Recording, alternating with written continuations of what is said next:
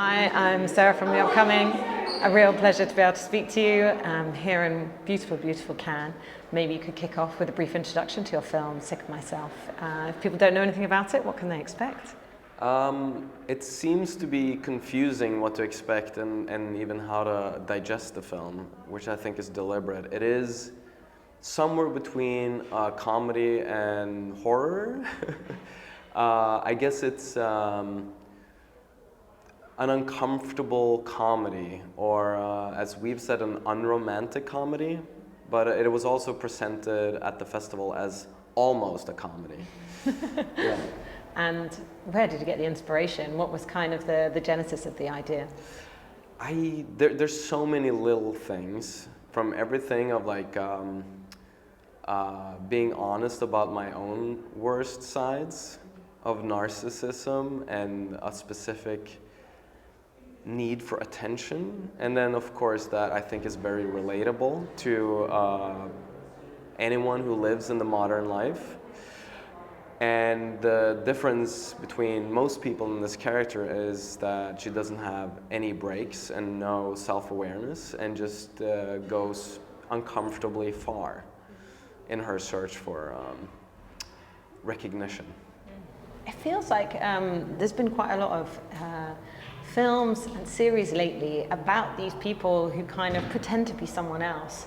And I don't know if that's just one of those coincidences, but would you say that we have kind of this preoccupation or a fascination with these people, perhaps because there's something cathartic, or I don't know, for us to watch another character do something that could be the worst side of ourselves if we didn't have any inhibitions? Exactly. I think that's a good utility for fiction, is to explore the darker sides, that we can exercise these demons inside of fiction instead of in reality. So it's like almost a therapeutic tool. There's this quote, a thought murder a day keeps the psychiatrist away. So there's something about just going through this and have it be cathartic in fiction that might be helpful, so that we don't have to even think about it in real life. And tell us about casting Kristine as your central character. Yeah. And it's, you know, a challenging, if not grueling role to play. So how did you work with her to develop it as well? Well, on paper, I thought we will never find a person to accept to be this person, who wants to be this person on camera. The other was the challenge of physically doing it. There's you know, a demand for both comedic timing. There's all these physical aspects, almost slapstick comedy. And on top, we have so much prosthetic makeup that to play this role, she had to start her day sitting in the makeup chair for like 7 hours before even coming on set, and then being this, you know, energetic, chaotic being. So it couldn't have happened without Kristine. She's a superstar. Yeah. And can you talk a little bit more about, you know, the practical sides of making that happen? I heard you almost had this little mini factory set up next to the shoot to make it exactly work. Yeah, no, it was half the movie is, without revealing too much, sort of covered in prosthetics. And the requirements of what we had to do to achieve this, there was no support for it in Norway.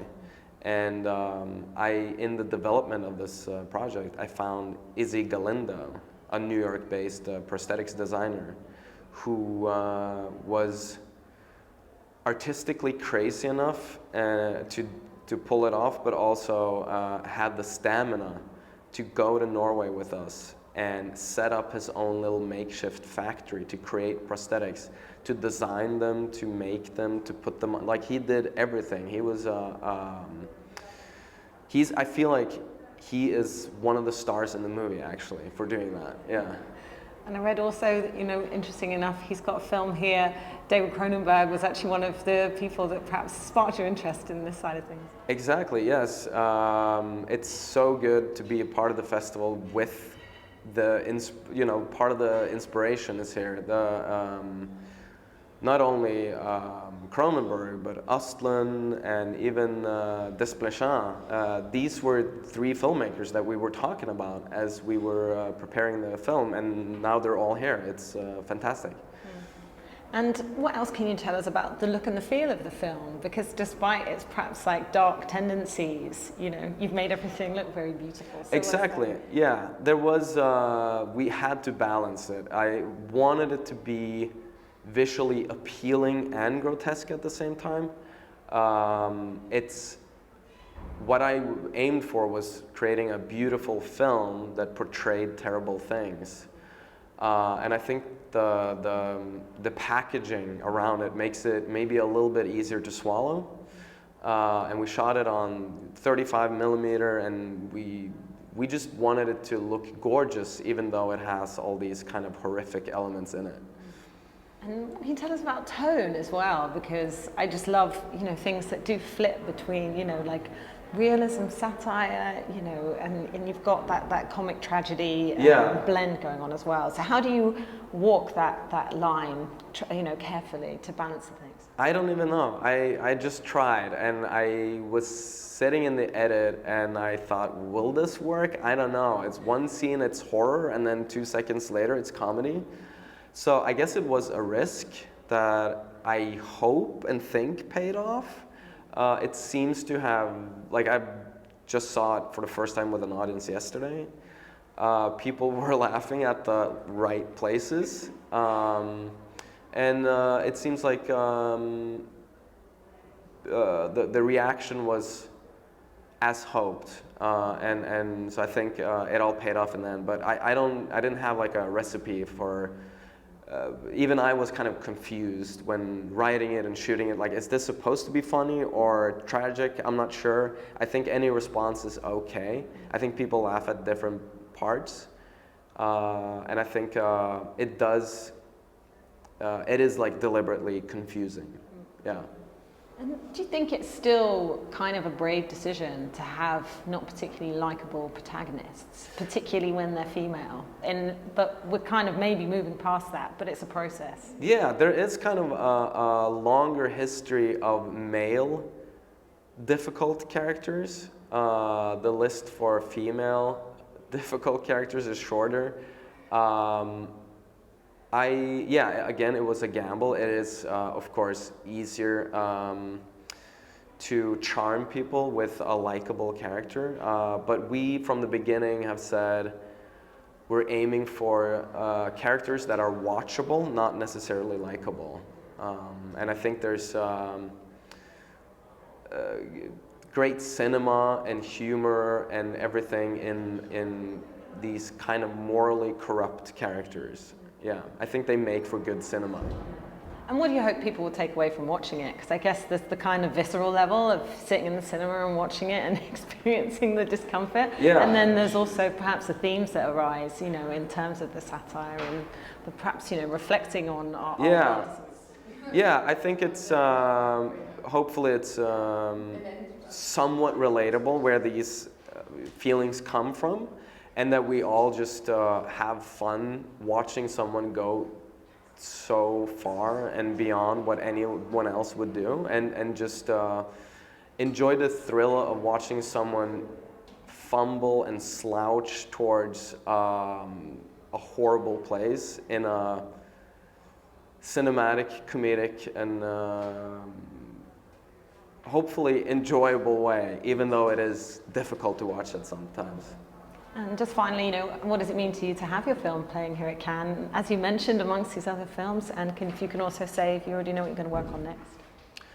Yes, of course, it's a huge honor to be invited to Cannes and be a part of this great festival. Premiering a film here has been amazing. They take such good care of their filmmakers, and it's been nothing but a pleasure. So hopefully, you know, sometime in the future, maybe they'll have us back. I at least want to, I'd be happy to come back if they'll have me. And right now I am working on a new film. It's an American project, so we'll see how that goes. And what makes Swedish cinema Swedish cinema? It feels like you guys have like a, you know, a specific, maybe, you know, but I don't know how you put your finger on it. Norwegian, sorry. We did have a Norwegian-Swedish co-production. Sorry. No, all good. I don't really know. I think we do have a kind of a melancholic vibe to our society. It's like a beautiful place to live, and we're very privileged, and it's kind of a clean and just comfortable environment to be in. But it does make everyone think of existential problems, because we don't have other types of problems. Of course we have some, but we're more so inclined to have existential problems in Norway, and I think that creates some sort of ripeness for melancholia. Well, that's been fantastic. Thank you so much for sharing all that with us, and I really enjoy presenting a film here at Cannes. Thank you. Thank you. Cheers.